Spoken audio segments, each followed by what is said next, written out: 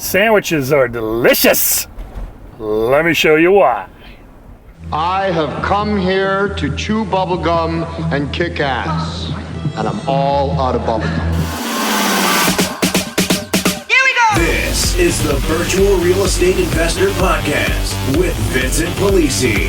Buckle your seatbelt and prepare to learn how to legally make six figures investing in real estate with no money, no credit check, and nothing but a computer and internet connection. Learn how you too can begin generating buyers and sellers for free today, and why you're only 2 calls away from making a $10,000 or more payday while never leaving the comfort of your home. And now, your host, the virtual real estate investor, Vincent Polisi. All right, guys, here we go. Coming to you live from beautiful, gorgeous, sunny Asheville, North Carolina. We got here a few weeks ago. Absolutely loving it. On a fantastic private gated resort, 3,000 feet up on the side of a mountain, 15 minutes outside of Asheville. No neighbors, absolute peace, solitude. Couldn't get any better. Got an unbelievable creek running right through the middle of the property. These fantastic private trails all the way through the resort. It's just pristine. One of the many benefits and things I love about being a virtual real estate investor with the laptop lifestyle, or what we call the permanent vacation, because it affords us the ability to be where we want, when we want. And what we've done this time, for those of you who may not understand, is we've given ourselves the ability to avoid the heat, because it is about 10 degrees cooler up on the side of the mountain than it is down in the valley in Asheville. And that 10 degrees is a major 10-degree difference. It's absolutely fantastic. We're able to be outside all the time, not dying of the heat and humidity. Just absolutely love it. So anyway, that's where we are now. One of the last podcast episodes we did, I was in Myrtle Beach, South Carolina. It was about 5 weeks ago, I guess, 5.5 weeks ago, somewhere in there. And we haven't done a lot of podcasts since then, but we're going to get back into the rhythm here. Looking at taking it to a daily format. I have tons and tons and tons of requests for material. Not sure if we can support a daily format. You know, it kind of gets a little old, me droning on all the time with my lovely Kermit the Frog or Ray Romano voice, depending on how you hear it. But nonetheless, we will go for it and see what happens. And I guess let the statistics and the downloads determine whether or not it's something that makes sense, or if we just need to stick to maybe once a week or twice a week. But you guys will be the ones to decide if you enjoy getting constant content that's of quality, legality, etc., on a daily basis. So we'll see. Anyway, all right, so today what we're going to talk about, I had this question in the Facebook group. We're going to talk about sandwiches. Sandwiches can be absolutely delicious if you know how to structure them. Let me tell you how I structure them and why they're so delicious. So the way that I structure them are no money down, owner finance sandwiches. Now, what is a sandwich? What does that mean? Sandwich simply means you stay in the middle. So you're buying from a seller. In this case, the way I have it structured, I do it no money down, owner finance through, contract for deed, subject to, land contract, grant deed, bond for title, land trust, etc. So I'm buying from the seller, not putting any cash into the deal. And then I am reselling, or potentially leasing, but in this case we're going to talk about sales. Reselling to either a wholesale or a retail buyer, depending on the property type, if it's residential or commercial. And I stay in the middle. So I collect monthly payments. I then pay the seller or the mortgage company directly, depending on how the deal is set up. And what is the benefit of doing this? Well, most of you are very familiar with like a lease option or standard contract assignment, where you have essentially one revenue stream. You have an assignment fee, or you have an option fee. Okay, or even on a standard, vanilla deal that you flip out, you're going to have one stream of revenue off that transaction on a rehab flip or something like that. On a no money down, well, it doesn't have to be no money down, but for the sake of this podcast anyway, on a no money down owner finance sandwich, I have if properly structured, 4 different revenue streams, all of which cost me absolutely nothing. Okay? So here's the beauty of this. When people talk about, can you do no money down deals? Can you do deals without credit? And you hear all the, everybody talks about it, but let me show you exactly how to do it and how to do it for free. Once again, you simply buy the property on contract. Okay? It could be a contract for deed, could be subject to, could be land trust, could be land contract, could be grant deed, bond for title, you name it, whatever it is. Whatever your flavor is, you buy the property on contract, and then you simply resell that property to somebody else. Now, in doing that, if you structure it properly, you have the following 4 revenue streams. You have a down payment. Typically, it's going to be a fairly healthy one of at least 5 figures at a minimum if you do it correctly. So you're going to have a down payment up front. Always nice, so you get a big payday up front.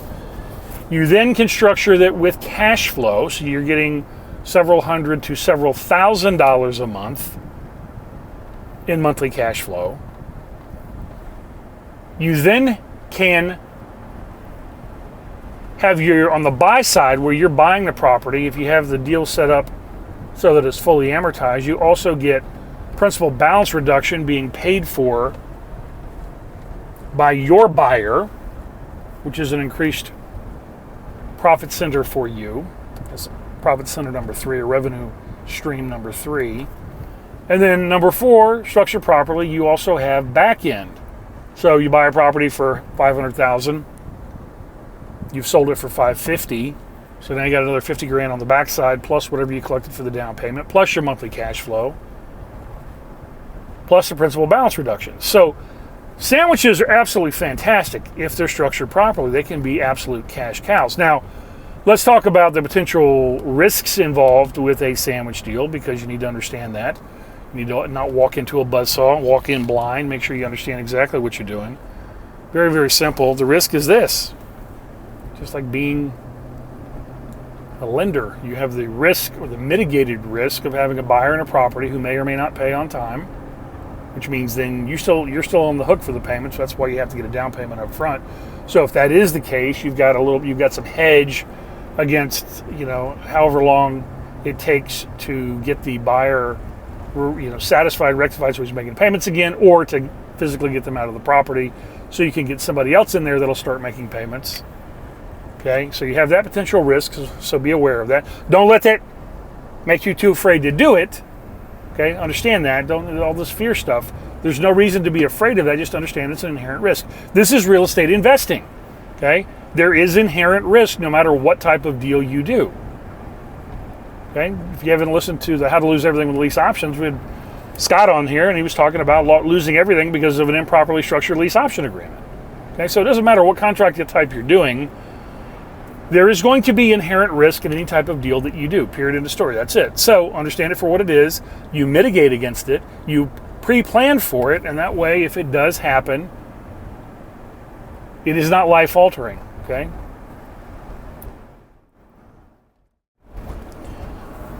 So that is the risk. The other risk is that you then have potentially the litigation expense and time involved in potentially a foreclosure process, and potentially an eviction process. Okay? So in those two instances, again, this is why you need to get the down payment, why you can't give it to the seller, because you're on the hook in the event that the buyer defaults, stops making payments, so you got payments you got to make, and he won't get out. Now you got to foreclose on him in many cases, unless you're doing a land trust. And you need to understand the laws related to related to land trusts. We had a big discussion on this in one of the Facebook groups about how to not have to foreclose on a land trust in Florida. And then you have to evict to get them out. And then, of course, then you've got marketing time, depending on how the situation went down. There may have been damage to the property. If you do it my way, you've got homeowners insurance on the property, which is paid for by the buyer. So you can then file a vandalism claim in the event that they damage the property prior to their exodus out of the house. Now, when you're doing these deals the right way and you're dealing with buyers, I will tell you from experience, 99.9% of the time, you're never going to have any issue I've been very fortunate. I've had to take one person to court in the last 10 years to, through a forceful eviction and all that, where they simply wouldn't get out, despite all of our efforts to help them rectify the deal, put the deal back on track, try to help them make money, bring them in as a JVP so they can make money with us. We did all kinds of stuff to try to help this person, and sometimes people just get really stupid no matter how you try to help them, and they do really dumb things, and so they ended up fighting us in court, and we were very fortunate that we won.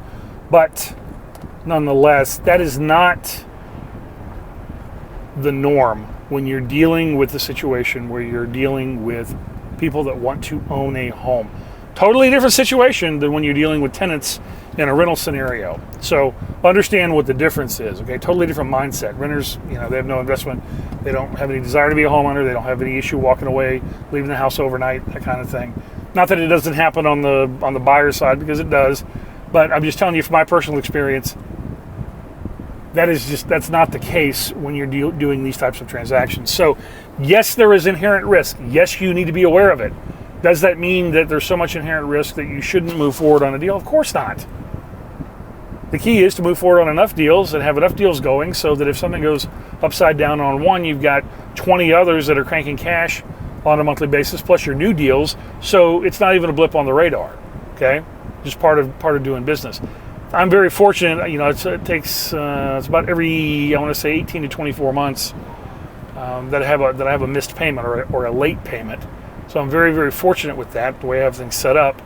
And you can set yourself up the exact same way. And when that does happen, what do? Even if I have to sign the contract, I get back involved to help keep the deal whole and make sure that the seller is getting what they're supposed to get. Okay? We also want the buyer, we want the buyer to also get what they're supposed to get. Things happen, people lose jobs, they get in car accidents, they get divorced, life continues to go on. And so when those things happen, your key thing there is to do everything that you can to hold the deal together until there's a point in time that it is obvious that no amount of holding it together is going to work, and then you have to pull out the pistols and, go to fisticuffs and take them to court and take care of yourself. So that being said, the advantages of a sandwich deal, especially a no money down sandwich deal, far outweigh the inherent risk. I'll give you an example of an actual deal. $14,000 cash down, $2,500 a month in cash flow for 2 years. Think about that for a second.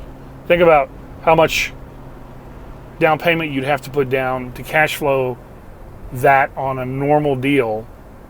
I say a normal deal, what people think of as a normal conventional, real estate buy and hold deal. You'd have to put hundreds of thousands of dollars worth of cash down to be able to do that. And I'm showing you a way to do it, putting no money down, nothing but a couple of phone calls, contracts being sent via DocuSign or right signature, and now you're in the driver's seat with control, and you have the ability to generate 4 streams of income from one sandwich. Absolutely fantastic deals. Absolutely fantastic deals. Oh, and the best part is, guess what? Once again, the marketing cost is absolutely zero, because the leads are free all over the internet, all over Craigslist. You can generate them with a 10-minute task. The seller leads for free. You can cold call for free.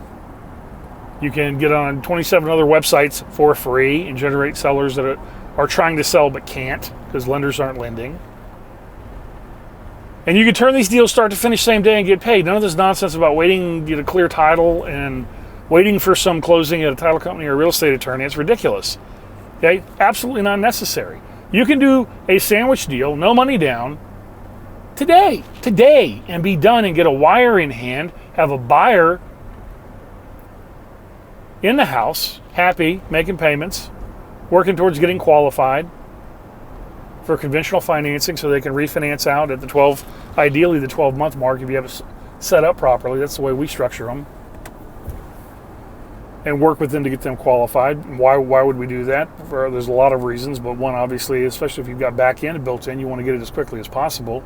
Plus, you want to get them refinanced out so that in the event of any type of mortgage underwriting guideline change, there's no issue. But yeah, these things are absolutely fantastic. I don't know why, again, this is one of those things where it amazes me that people aren't teaching you guys how to make money in real estate with no cash or credit, virtually from anywhere. Okay? I mean, and to do it same day without all these other obstacles that get in the way with clearing titles and waiting on closings in the quote-unquote, traditional wholesale model, which is, by the way, broken and dead, which is why it's not working for, I would say, largely 99% of the people that are actively out there doing it after taking these nonsense courses that teach you how to do it incorrectly and illegally. But there it is, for free. Find a seller that wants to sell, contract on the property, purchase on a contract for deed, no money down. You can do the seller leaseback, so you don't have to make payments on the property until you find a buyer. Find a buyer that wants the property, contract with them to sell it. Get a down payment. Okay? Juice the payment that you're having to pay, so now you have cash flow. Right? Make sure that on the buy side, you're getting principal balance reduction, which of course is in the past year, it's paid for by the buyer anyway. And then make sure that you bump up the sale price above what you paid for the house. 4 ways, 4 revenue streams off one deal for absolutely for free that you guys can do today, tomorrow, this week, and make money. And guess what? You can do 10 of them. You can do 20 of them. You can do 30 of them. And what does that mean? Now all of a sudden you have all these doors out there generating cash for you on a monthly basis that cost you absolutely nothing. Think about that. What would it be like if you had 30 houses generating you 10 grand a month? Month in, month out, just in cash flow. How fantastic would that be? 100% profit. Right? It'd be absolutely fantastic. Well, you can do it. You can absolutely do it. And that's exactly how. And this is why sandwiches are so delicious. Hey, I hope this helps, guys. Like I said, we're going to hopefully take this to a daily format if I can come up with enough content and the time and get you guys making money, because I am here to help you make money. I want everybody listening to this to make money for free, no cash credit, free marketing. You can do it. You can absolutely do it, but you got to take action. Got to take action. Now, if you're not already, come join us in the Facebook group, facebook.com/groups/real estate investor. If you're interested in the academy, go to virtualrealestateinvestor.org, check it out. See all the cool stuff we're doing, all the automations and everything we have built in with Podio, and just all the crazy stuff that's going on right now to help keep my joint venture partners focused on dollar productive activities so they don't have to waste time on all the menial tasks involved in REI. It's just there's so much stuff that you can do to waste time, and we've got everything streamlined now to help focus on dollar productive activities so you can make more money and make it faster and make it easier, because that's really what it's all about. And that way, by doing that and not wasting time, you get to enjoy more quality time with, those that mean the most to you, or doing things that you want to be doing as opposed to, data entry and Craigslist ads and all the other stuff that you got to do. But, all right. So until next time, guys, hope that helps. Hey, subscribe, rate, review, share the podcast, help a brother out. Found any value in this, leave a nice review, and I'll catch you next time.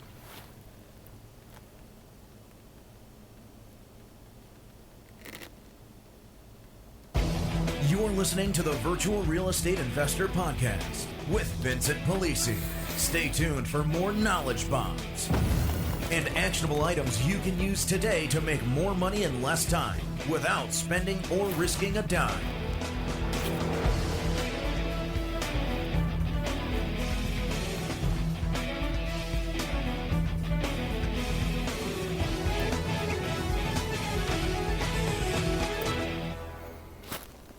All right, guys, well, I hit the wrong button. That was actually one of the bumpers instead of the outro. So I guess I have to give you another knowledge bomb. I'm doing this actually from my car on the way to the grocery store as I come down the mountain, because I've got about a 20 to 30 minute drive, depending on traffic, that I've got nothing to do except for listening to podcasts or create new podcasts. So, all right, what can we do? Let me think through this for a second. What else do we have requests on? Credit repair, that's a big one. We're going to do a whole other episode on that, but I'll give you a little bonus here right now. So we had this big question about credit inquiries and how to get rid of them. Now, this is a tricky one because you need to understand this, because credit inquiries technically are not classified as derogatory credit, okay? Even though the bureaus will count excessive inquiries against the credit score, just as if you missed a payment or something. So these are a little tricky, but they do still fall under the Fair Credit Reporting Act. What does that mean in English? Okay, because most of the time you're never going to be able to get credit inquiries removed unless you know what you're doing and you have the right documentation. And we're going to be putting all of this into the Academy so that we have a streamlined course for everybody to go through with all the documents, with actual, bona fide proof of how it actually works in practicality when you're doing this stuff. So under the Fair Credit Reporting Act, the only way an inquiry can appear on the credit report is if it is a quote-unquote authorized inquiry. Now, what happens? What does that mean?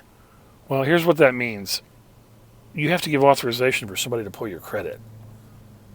So how can you have excessive inquiries with companies that you never applied with? This is a very standard practice in lending, whether it's in the automotive industry, whether it's in commercial lending, residential lending, doesn't make a difference. It's standard across the board. What will happen is this.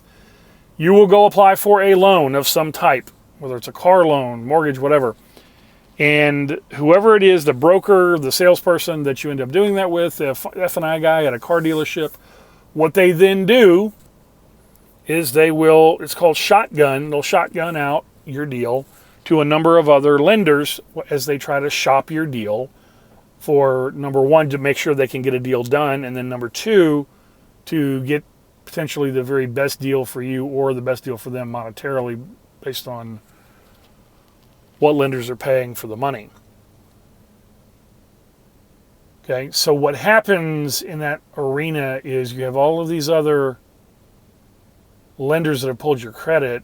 They've tanked your credit score because you go to try to buy a car, and all of a sudden there's 20 inquiries that are out there, and you go from a 700 to a 540 in the span of a couple days because of excessive inquiries. Now, they changed the law a number of years ago because there was so much outrage with how all this stuff is set up that inquiries of a specific type, meaning if you're going out to buy a car, you shouldn't be penalized because two different Ford dealerships or Ford, Toyota, whatever, all of a sudden they're all pulling your credit all at the same time. You shouldn't be penalized for that.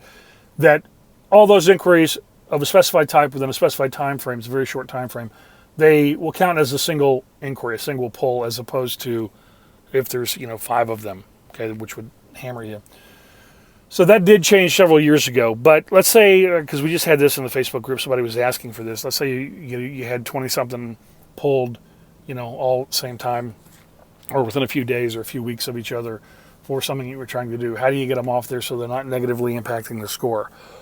The key is authorization. Okay, everything has to be authorized. So what typically will happen is you gave authorization, maybe, I guess, depending on what the situation was. I don't know if you did the application online or if you spoke to somebody over the phone, but there's supposed to be some type of authorization that you either checked the terms of service box, you signed something, or you gave verbal authorization to someone to pull your credit. Okay, so you'll have to look into